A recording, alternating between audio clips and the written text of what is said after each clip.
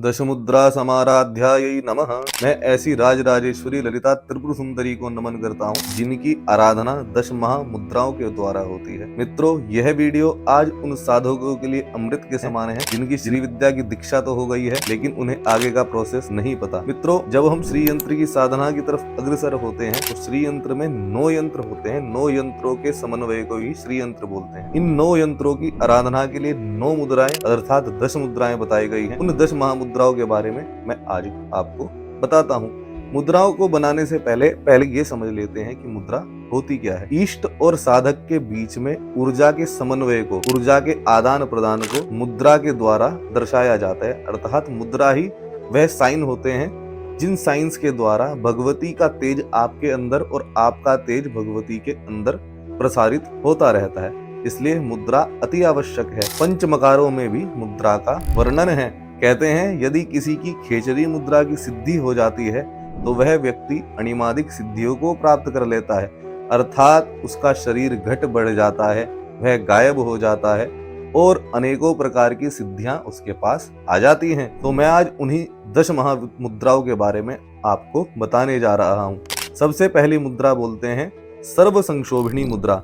अपनी इन उंगलियों को इस प्रकार से पकड़कर ऐसे मिलाएं और ये उंगलियां सामने लेकर आए।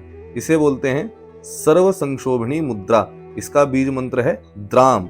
अगली मुद्रा आती है सर्व विद्राविणी मुद्रा। इन दोनों उंगलियों को ऐसे मिलाकर ये दोनों उंगलियां बाहर लेकर आए। इसे बोलते हैं सर्व विद्राविणी मुद्रा। द्रीम, इसका बीज मंत्र है द्रीम। इसके बाद आती है सर्वाकर्षणी मुद्रा।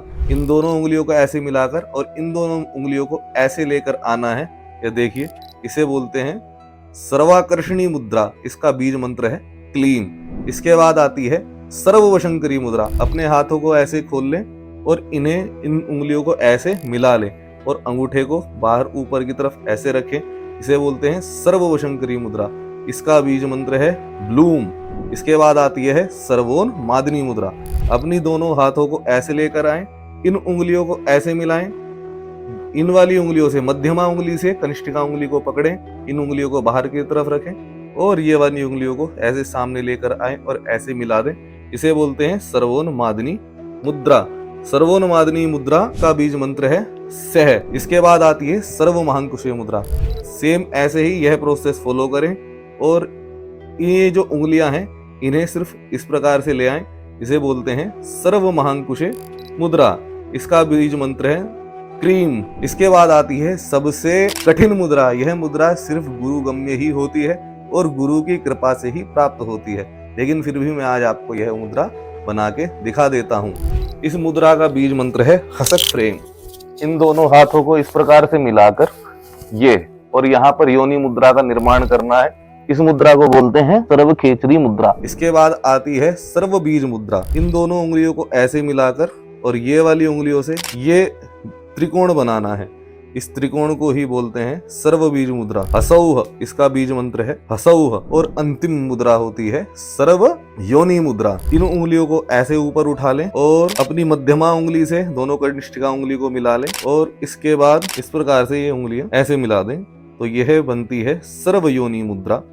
ये इस प्रकार से आप देख सकते हैं, यह सर्व योनि मुद्रा है। इसका बीज मंत्र है ऐम। और सबसे अंतिम मुद्रा जिसे बोलते हैं सर्व त्रिखंड मुद्रा। जब व्यक्ति की षोडशी और महाषोडशी की दीक्षा हो जाती है तभी उसे यह मुद्रा बनाने का अधिकार प्राप्त होता है। क्या करना है, इस प्रकार से ये उंगलियां, ये उंगली, ये उंगली और ये उंगलियां, इन तीनों को निकालना है। इन्हें बोलते हैं सर्व खेचरी मुद्रा। इससे भगवती का आवाहन भी होता है।